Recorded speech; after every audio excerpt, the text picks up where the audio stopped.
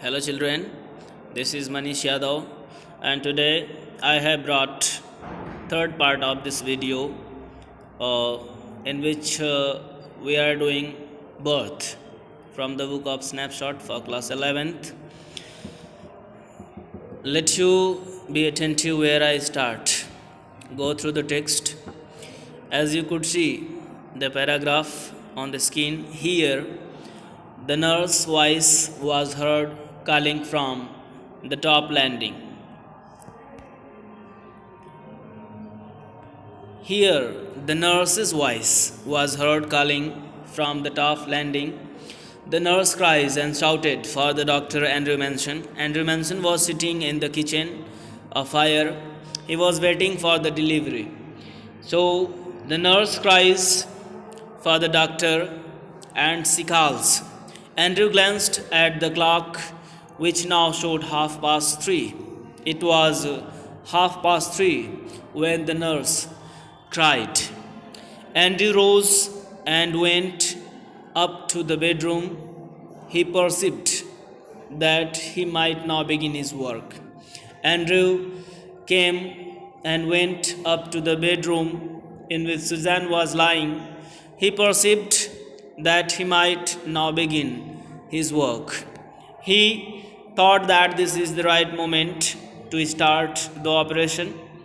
An hour elapsed. It was a long time, harsh struggle. Then, as the first streaks of dawn strayed past the broken edges of the blind, the child was born lifeless. An hour elapsed. It was just past an hour. It was a long, harsh struggle. After doing a hard struggle for a long time, Andrew Manson just operated the lady and a child was born. Just like dawn strayed past the broken edges of the blind. But the child was lifeless. There was no life, there was no movement in his body. As he gazed at the still form, a shiver of horror passed over Andrew. When he sees lifeless baby, he was afraid of horror. Just he was shivering with horror because it was happening first time in Andrew's life. After all that he had promised, his face heated with his own exertions, chilled suddenly. He was just thinking about his promises. He promised Joey, Mrs. Morgan's mother, and Suzanne to give his whole attention to help and to operate the lady. But he could not because the child was born, but it was lifeless. His face, Andrew's face, was heated with his own exertions and efforts, chilled suddenly. It has gone to be chilled suddenly. He hesitated, torn between his desire to attempt to resuscitate the child and his obligation towards the mother. He was confused between the child and mother. Whom should he preserve and save at first? Who was herself in a desperate state? She was in a desperate state. She was also unconscious after delivering the child. The dilemma was so urgent, he did not solve it consciously, blindly. The dilemma was so urgent. It was also so urgent to resuscitate the problem, so resuscitate the woman, the mother, and solve it consciously, blindly, instinctively. He gave the child to the nurse and turned his attention to Suzanne Morgan, who now lay collapsed. The dilemma was so urgent he did not solve it consciously. When he thinks between child and Suzanne, mother. He thinks he should preserve at first Suzanne, and blindly, instinctively, he gave the child to the nurse. Without thinking for a while, he gave the child to the nurse's hand and turned his whole attention, towards mother, Suzanne Morgan, who was lay collapsed. She was in an unconscious state, almost pulseless. Her pulse was not beating, she was pulseless, and not yet out of the ether upon her side. His haste was desperate, a frantic race against her ebbing strength. He was desperate. The doctor was desperate. He was frustrated. A frantic race against her ebbing strength. He was just afraid of the situation. What is going to be unusual happen? It took him only an instant to smash a glass ampule and inject the medicine. He injected, smashing a glass and ampule, it and inject the lady, Mrs. Suzanne Morgan. Then he flung down the hypodermic syringe and worked unsparingly to restore the flaccid woman. He flung down, he threw the hypodermic syringe, which is, it is a kind of syringe which is used for vaccination. He threw it down and worked hardly to restore the flaccid, unconscious woman. After a few minutes of feverish effort, her heart strengthened.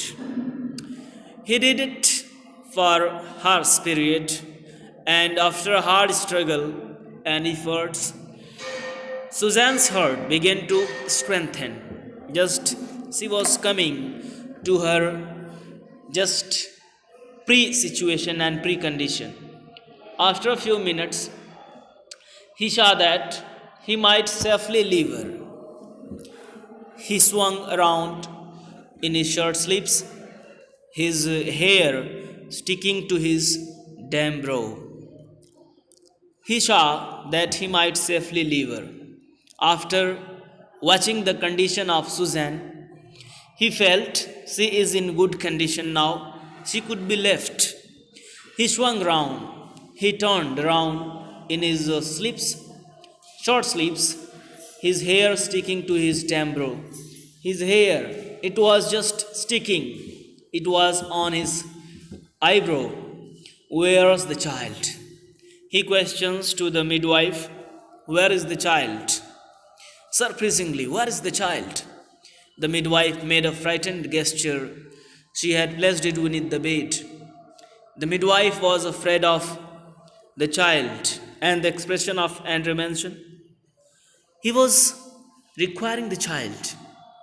And midwife, she has placed it beneath the bed. She has kept the child under the bed because the child was lifeless.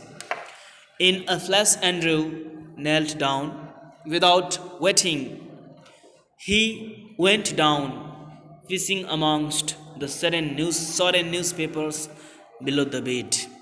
Just he was roaming. Hastily he was roaming for the child.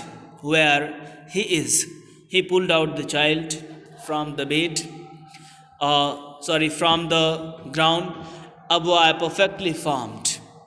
The physical structure of the child was perfectly formed. It was good, in good condition physically. The limp, warm body was white and soft as tallow. The body was white. It was warm and soft as tallow.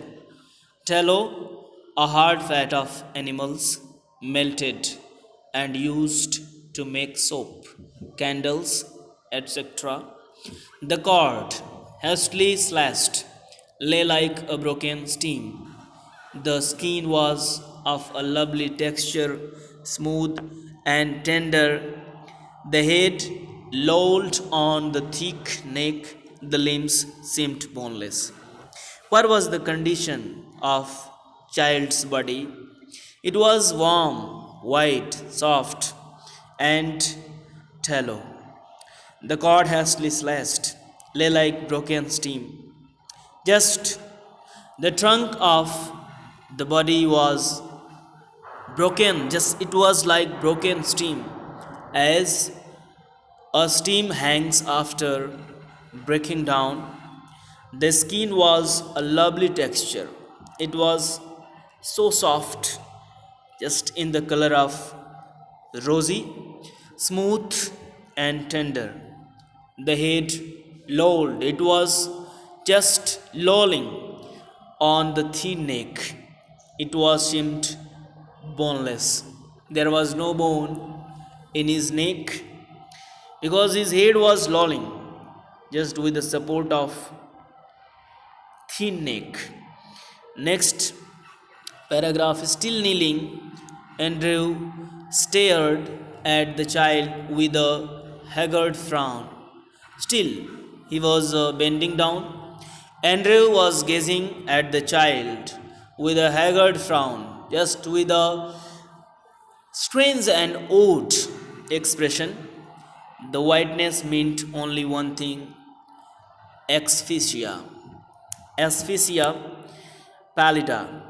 It is a kind of disease which happens due to lack of oxygen in a human's body, and his mind unnaturally tense raced back to a case he once had seen in the Samaritan, to the treatment that had been used. Instantly he was on his feet. Now he began to think about a condition, about a situation which he was familiar. He seen in the Samaritan. It was a process to restore a child. Instantly he was on his feet. Now he stood up. Get me hot water and cold water, he threw out to the nurse.